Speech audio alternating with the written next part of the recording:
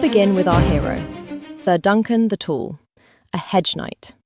That phrase alone conjures an image: a man on the road, sleeping beneath hedgerows, his armour beside him. No castle, no estate, no guaranteed income. And remarkably, this is one of the first things the series gets deeply right. In Westeros, hedge knights are called that because they quite literally sleep under hedges. They are wandering warriors without lords, drifting from town to town in search of service, perhaps a place in a lord's household, perhaps a prize in a tournament. They live precariously, respected but not secure, honoured but not wealthy. And that hand-to-mouth existence is not a fantasy invention. In 14th century Europe, men exactly like this existed in large numbers. The term hedge knight is fictional, but the landless knight was entirely real. The inheritance system, known as primogeniture, ensured that the eldest son inherited the estate, the title, the land, the income. Younger sons inherited the training, the expectations, and the cost of maintaining status. They had been raised as gentlemen, trained in arms, educated in chivalric ideals.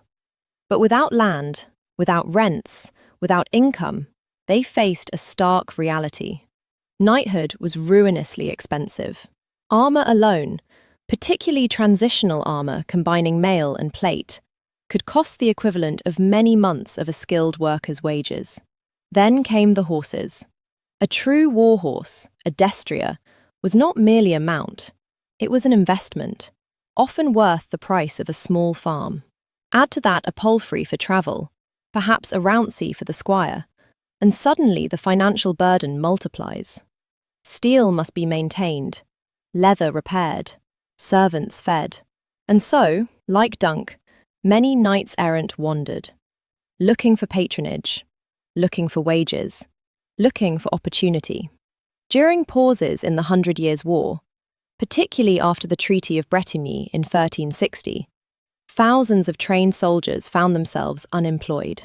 They formed the so-called free companies, mercenary bands who sold their services or took what they could not sell.